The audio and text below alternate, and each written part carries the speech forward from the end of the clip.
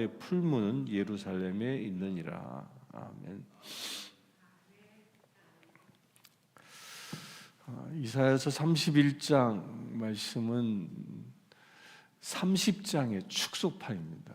바로 앞장 30장에서 하나님께서 이스라엘을, 특별히 유다 지역이죠, 유다 지역을 책망하는 이야기인데, 그들이 아무리 하나님을 의지하지 아니하고 오히려 세상 것을 의지하는 그 모습을 책망하고, 또 그들이 그렇게 두려워 떠는 아수르에 대하여 하나님이 어떻게 심판하실지의 예언을 다시 반복해서 이어서 합니다. 하나님께서 이 반복해서 한다라는 그런 의미는 무슨 뜻이죠? 왜 말을 반복합니까? 30장에 장구하게 무려 33절에 걸쳐서 앞으로 일어날 일에 대하여 분명히 예언했음에도 불구하고, 또 29장에서도 또 똑같이 예언을 했음에도 불구하고 왜 또 얘기를 하실까요? 또 얘기하시는 이유가 뭘까요? 지지리도 안 들으니까 또 하는 겁니다. 말을 안 들으니까 또 하는 거예요. 말을 안 들으니까. 그렇게 얘기함에도 불구하고 이사야를 통하여 엄청나게 구체적으로 앞으로 어떤 일이 일어날 것이다 이야기했음에도 불구하고 그 유대 백성들이 조금도 변함이 없는 겁니다. 변함이 없이 어떻게 해요? 도움을 구하러, 아수르가 쳐들어온다니까 도움을 구하기 위해서 애굽으로 가자. 애굽으로 가서 그들의 말과 병거에 의지해서 아수르로부터 보호함을 받자. 이게 변하지 않는 유대인들의 모습이라는 거예요. 하나님의 백성임에도 불구하고 그들은 하나님을 의지하지 않고 무엇을 보았어요? 세상 권력을, 세상의 힘을 보았던 것입니다. 그런데 그 세상의 힘이 얼마나 가치 없는 것인지를 얘기합니다. 여기서 말하는 이 말과 병거에 의지한 마병들, 이런 것은 당대의 최고의 군대를 얘기하는 겁니다. 아주 잘 무장된 군대. 지금으로 얘기하면 뭐예요? 아주 최신 전투기와 최신 탱크와 이런 것들로 무장한 최정예 군대가 있는, 마치 미국 군대와 같은 그런 군대가 있는 그 군대에 의지해야 외적이侵略으로부터 우리가 보호함을 받을 수 있다. 이게 유대인들의 생각이었던 겁니다. 그런데 이사야를 통하여 하나님은 끊임없이 무엇을 합니까? 그렇지 않다. 너희가 애굽으로 돌아갈 것이냐, 이 말은 뭘 또 얘기하는 것이냐면요, 너희가 세상이 가지고 있는 힘과 권력을 쫓아가는 것은 너희가 그들의 또 다른 종로로 타는 것과 같다라는 거예요. 애굽은 어떤 곳이었어요? 애굽은 야곱 때 70명의 사람들이 들어가서 그곳에 정착하여 약 400년간 그곳에 살지요. 그러면서 400년간 그들이 무슨 생활을 했어요? 노예 생활을 했습니다. 노예 생활. 그들이 노예 생활한 곳이 애굽이에요. 그런데 그 노예 생활한 곳에 스스로 찾아가겠다라는 이야기입니다. 스스로. 애굽이 무슨 좋은 일이 있다고 그들을 그냥 받아다가 호의호시 시키겠습니까? 아니거든요. 당시의 이 국제 상황들은 그렇게 피난 내려오는 사람들을 보호해주고 그러지 않아요. 피난 내려온 사람들은 자연스럽게 그 나라의 노예처럼 부려먹는 겁니다. 그것에 대하여 경고하는 겁니다. 하나님이 일하실 것이다. 세상 마병을 의지하지 말라. 그런데 이 세상 마병을 의지하지 말라는 이 이야기는요, 이 현대에도 일어났습니다. 여러분들도 아마 이 옛날 뉴스에서, 이 다큐멘터리에서 이 보도된 내용이었는데, 이스라엘과 에집트가 전쟁을 했잖아요. 제1차 중동 전쟁 때인데, 그때 군사력은요, 에집트가 이 이스라엘의 10배가 넘었어요. 군사력은, 보유한 탱크 수나 군인 수나, 그 어마어마한 군대가 이 시나이 반도를 통과해서 이스라엘로 진격해 오고 있었거든요.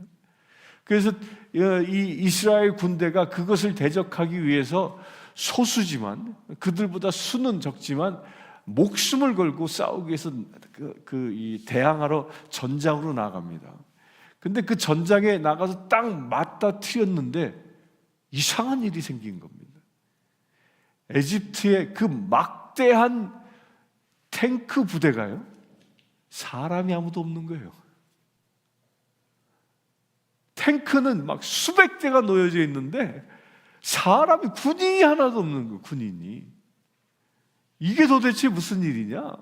그 이스라엘 군대가 총 한 방 안 쏘고 수백 대의 탱크를 노획했습니다, 그때 당시에. 근데 놀라운 게, 그때 그 전쟁에 참여했던 애국 군인들이 이런 얘기를 합니다. 무슨 얘기를 하냐면, 자기들이 최정예 탱크를 몰고 이스라엘을 치기 위해서 막 달려갔는데 그 앞에서 어마어마한 군대들이 몰려오더라는 거예요. 그 이 사람들이 화들짝 놀라서 탱크를 돌려서 도망가는 게 아니라 그냥 빠져나와서 뛰어 도망갔다라는 거예요. 뛰어 도망갔다. 그게 현대에도 일어난 거예요. 이스라엘 군대는 도착도 하지 않았는데 어떤 군대를 그들이 본 거죠? 하나님의 군대를. 이건요, 열왕기 하에서도 나타납니다. 열왕기 하 6장에 보면 엘리사와 게하지 이야기가 나오잖아요. 그 모압 군대가 쳐들어오니까 그 엘리사의 시종은 막 두려워서 어쩔 줄 모르잖아. 우리 선생님, 우리 다 죽게 생겼어요. 그냥. 그러니까 엘리사가 뭐라 그래요? 얘야, 하늘의 군대가 더 많아.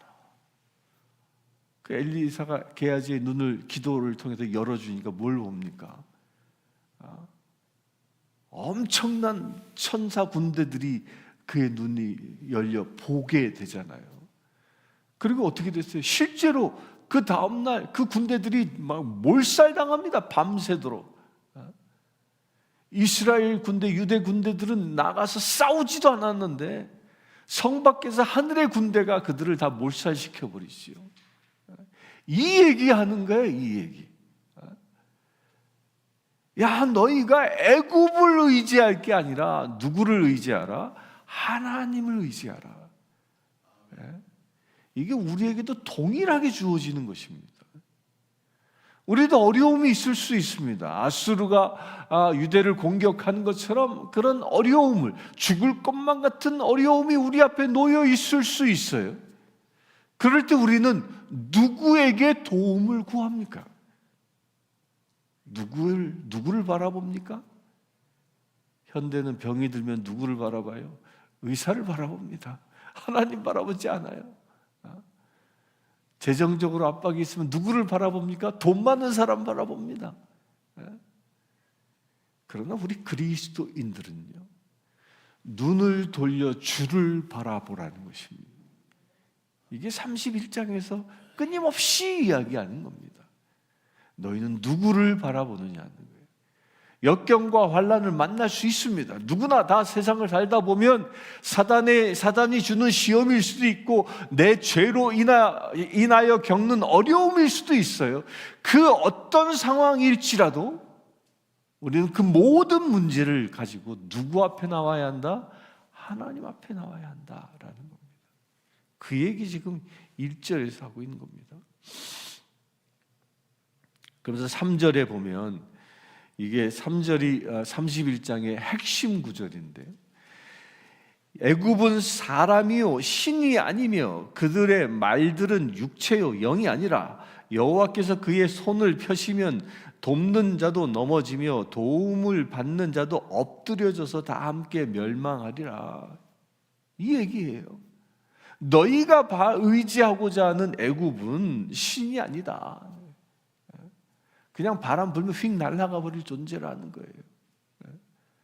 아무리 그들이 막강한 군대를 가지고 있어도 하나님께서 한번 불어버리면 끝나버리는 겁니다. 출애굽할 당시에 파라오의 막강한 군대가 이스라엘을 잡아가기 위하여 쫓아왔잖아요. 근데 그 막강한 군대가 어떻게 됐습니까? 다 수장당해 버렸죠. 이게 역사적인 사실이었다는 게 최근 고고학을 통하여 드러나고 있잖아요. 실제로 홍해바다, 이 시나이 반도가 이렇게 있으면 이 애굽 쪽 말고 이 아라비아 반도 쪽의 이 홍해바다에서 그 흔적들이 해저에서 지금 발견되고 있잖아요. 막강한 군대도요, 하나님께서 한번 불어버리면 끝나는 거예요. 세상의 힘과 권력은 신이 아니다라는 거예요. 그게 절대자가 아니라는 겁니다. 절대자는 오직 누구에게만 있다고요? 하나님이 손을 펴시면 하나님의 손길이 절대자인 것이지 세상의 권력이 절대자가 아니라는 거예요. 그런데 우리는 뭐예요? 보이는 것 때문에, 보이는 것에 마음을 다 빼앗기는 거예요. 개아지의 눈이 열리지 아니하니까 하늘의 군대를 볼 수 없어서 두려워 떠는 것처럼 우리 똑같아요.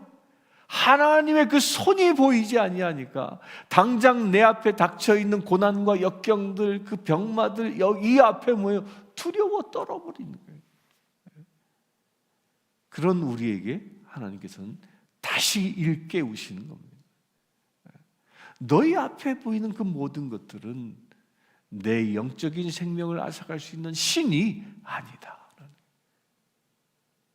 나를 도울 수 있는 신도 아니다.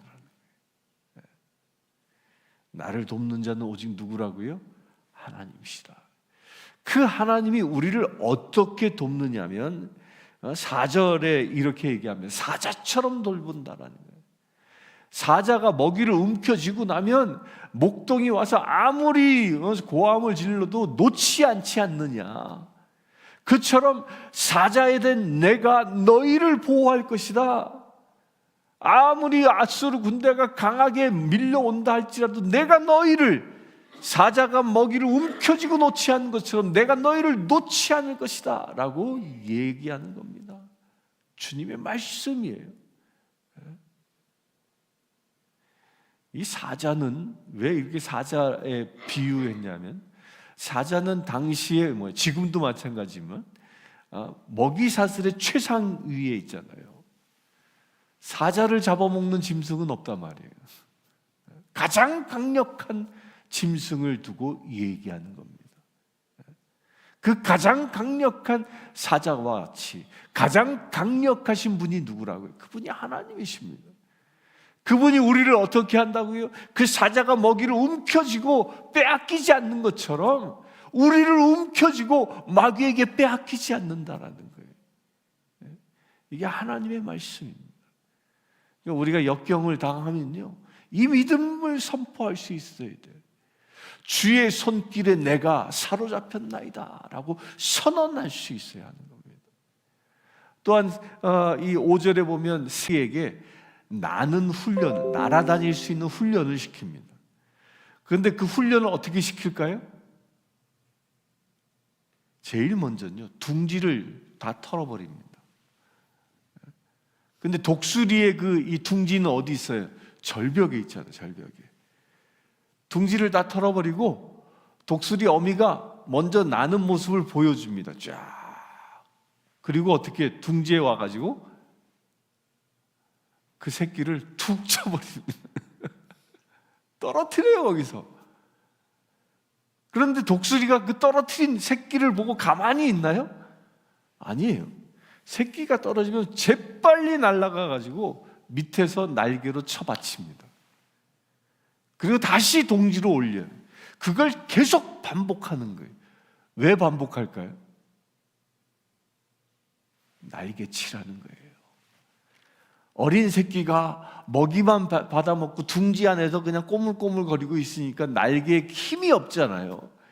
떨어뜨려서 날개에 힘을 기르는 거예요, 힘을.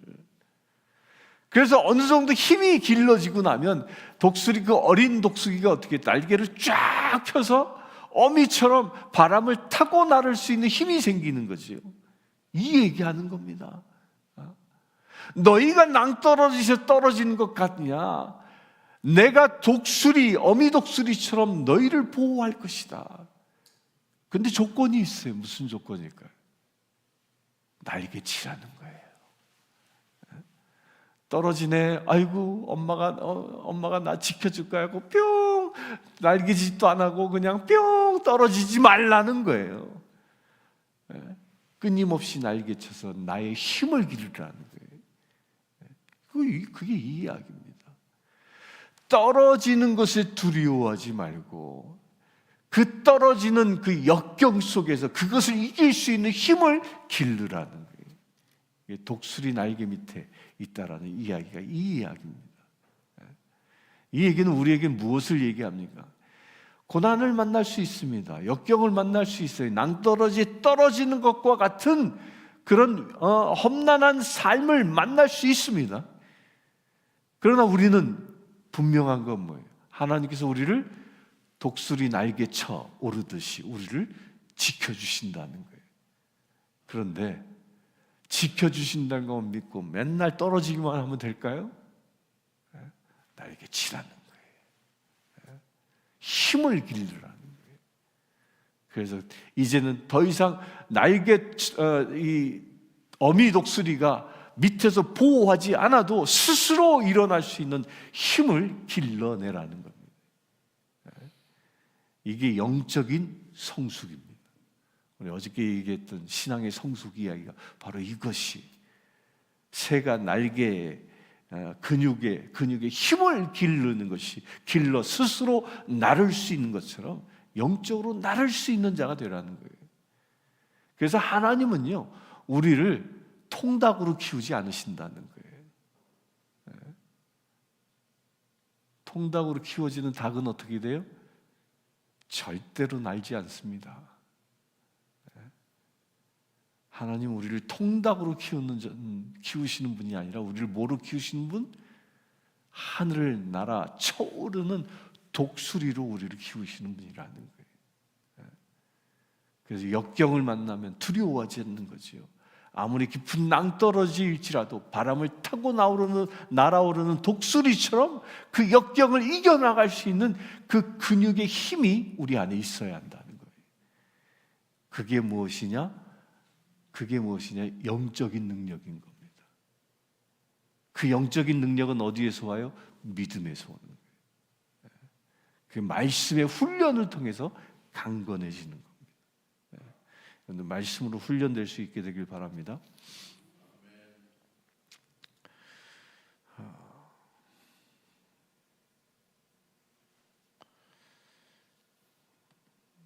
그러면서 5절에 보면 이제 4절과 5절에 보면 여호와가라고 얘기하면서요 싸울 것이다라고 얘기하고 보호할 것이라 얘기하고 호위하신다고 얘기하고요 또 뛰어넘어라고 얘기하시고 구원하여라고 얘기하시는데 우리를 위하여 싸우시고 보호하시고 호위하고 여긴 다 이해가 되죠.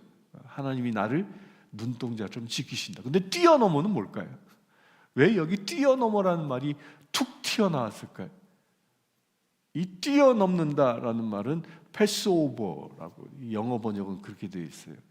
패스오버가 뭐예요? 패스오버라는 말은 어디서 나온 말이냐면 히브리에서 나온 거예요. 히브리어 파사흐라는 말이에요. 파사흐가 뭐죠? 유월절이에요. 유월절. 하나님께서 죽음으로부터 건지신다라는 얘기, 죽음이 건너뛴다 이런 얘기예요. 독수리 날개 쳐오르듯이 쳐오르는 자에게는 하나님께서 죽음을 넘어설 수 있는 힘을 주신다라는 거예요. 유월절날 애굽의 수많은 장자들은 다 죽였는데 어린 양의 피를 문설주에 발랐던 유대인들만큼은 그 죽음의 권세가 뛰어넘어갔잖아요. 거기를 범하지 못했잖아요. 그처럼 우리의 생명을 지켜주신다라는 의미입니다. 여러분들 이것을 믿으시길 바랍니다.